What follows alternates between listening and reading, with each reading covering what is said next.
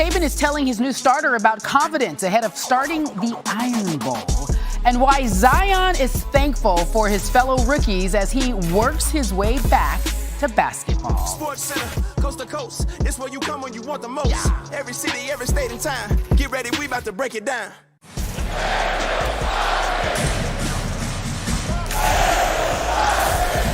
An NFL feast for you today. First serving starts with the Bears and the Lions kicking off in about 30 minutes. Do you know the name David Blau? Well, get ready because you're about to. He's the starting quarterback for the Lions today.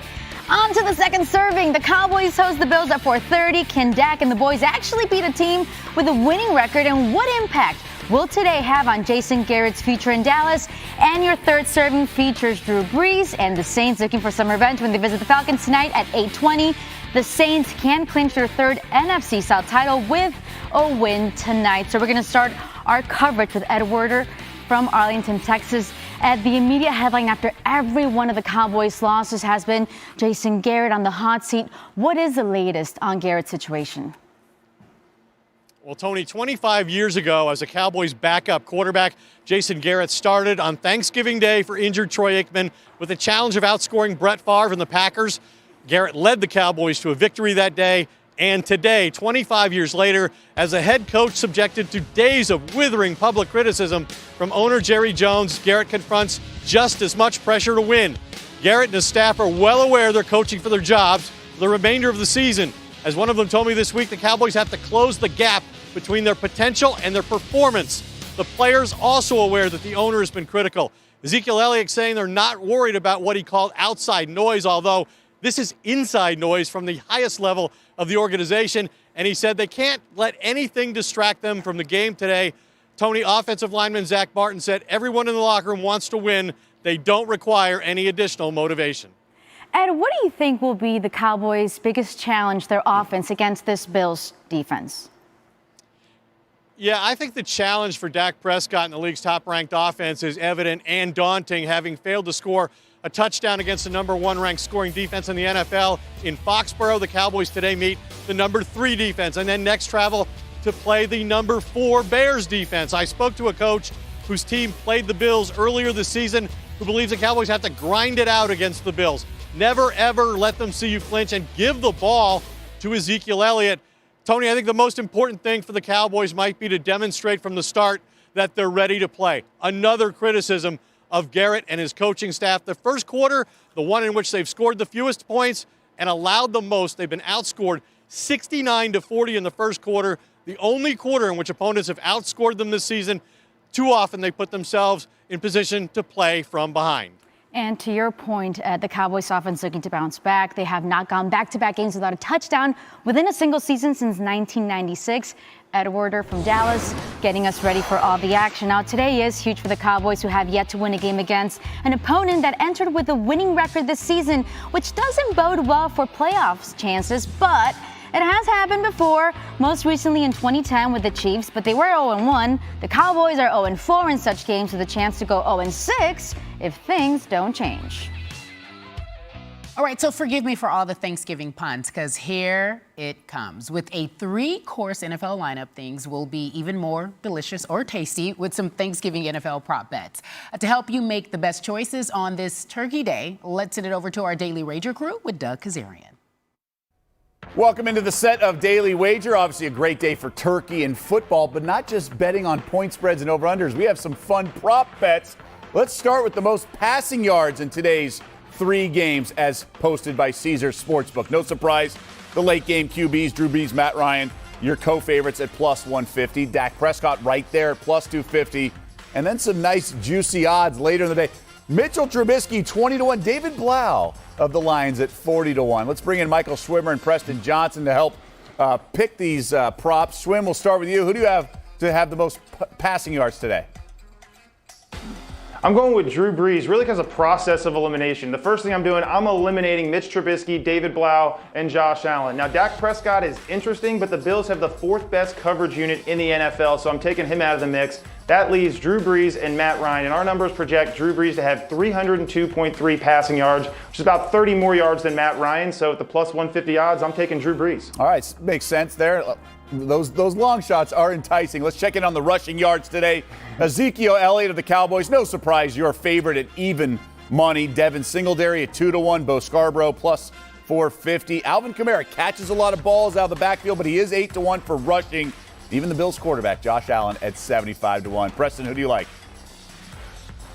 I'm not overthinking it. I'm going with Ezekiel Elliott at even money, plus 100. Michael mentioned the Bills are good against the pass. They're bottom third in the NFL against the run. Ezekiel Elliott and the Dallas Cowboys offense will be able to run the ball, and that's part of it. The other part, honestly, he just doesn't have much competition today. You talk about Singletary. They're going to be probably playing from behind for the majority of the game. Scarborough's going to get a lot of carries because Blau's under center now for Detroit, but he's going up against an elite Bears defense as well. So for me, 50% of the time at plus 100, I think it's a good bet. Yeah, I can't fault you there. Gentlemen, thanks so much. There's also the receiving prop. Michael Thomas of the Saints, no surprise, your favorite at plus 120. Julio Jones is battling injuries. Game time decision, we'll see, but he is plus 450. And then some few long shots here. Marvin Jones Jr. with David Blau as quarterback at 25-1. I would go Michael Gallup at 10-1. Just that big play ability is enticing enough for me to get involved. And we talked about the rushing attack off the play action, maybe set up the deep ball to Gallup. That's going to do it for us. Don't forget, Daily Wager, Monday through Friday, 6 Eastern, and Sunday mornings at 9 a.m. on ESPN2. All right, folks, just a little later. This is exciting. The legendary Barry Sanders reveals his favorite Thanksgiving football moment and a brand new 101 that's in just a few minutes right here on Coast to Coast. You do not want to miss that. It'll be interesting. Meanwhile, did you miss this? I got you covered. Lakers, Pelicans. AD makes his return to NOLA as the Lakers take on the Pelicans. This was Wednesday. Davis looking loose, comfortable. I see my boy Drew. What's up? Hi, how are you? Mixed emotions, though. Fans were happy to see him. Others were not so happy to see him. So take a listen.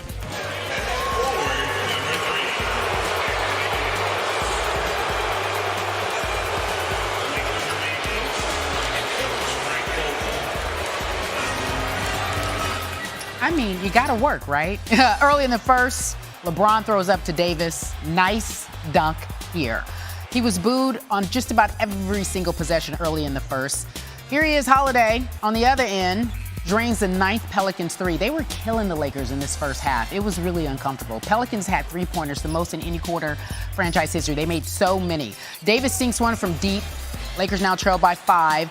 They're starting to get their rhythm, but I have to tell you, they didn't really pick up things to the fourth, but I'll take you to the third prior to that. Lakers down 12 here. AD with a dunk. He was working it. Ensuing inbounds pass. Caruso with the steal. Davis, thank you. I'll take that. Lakers now down 8. Great heads up. Everybody's focused. Final seconds of the third quarter. And right here, we get to see him at his best. Off the rebound. Well, no, not at his best. What happened here, guys?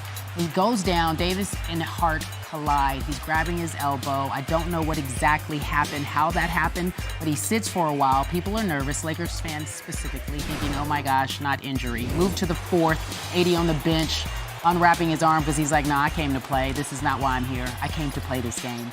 Lakers down 3.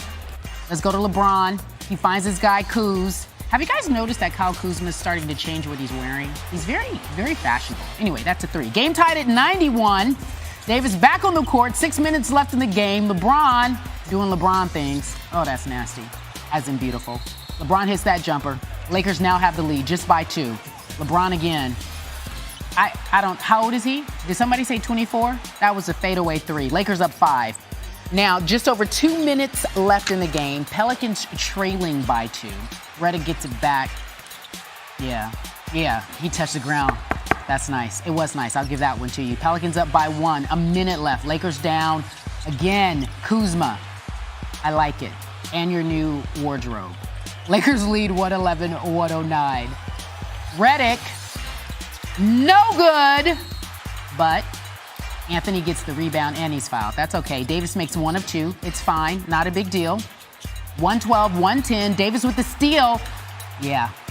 I would say I watched this game. The last 3 minutes took about 10 minutes, and I was screaming and hollering all over the house. Meanwhile, here we go. After making the first, Davis with a chance to put the game away, and he makes the second. 41 points for Davis. Pelicans fans not necessarily happy. I understand the struggle phase. Davis scores the most points against a former team in their debut. Lakers got 114-110. How was it to be back? It was a hell of a night. You know, I love these guys that I played with last year. They still here. They like the battle, but overall it was a fun night. Coming in, knowing what was going to happen with the Bulls, and I just tried to play through it and calm my nerves and just play basketball. You know, when everything went down last year, it was tough for both sides. Just glad both sides moved on and both sides are happy. Anytime you go back to a place where you've made a mark, you want to come back and play well and you want to win, because at the end of the day, that's what this league is all about. And so we knew that as his brothers, and we wanted to try to fulfill that goal that he has set. I wonder what kind of do-rag that is LeBron's wearing. He should have one like with the Lakers information on it. Meanwhile, Anthony Davis became the first player in NBA history to drop 40 in his first game against a former team, past Kevin Durant against OKC, Marbury against Minnesota, and Dan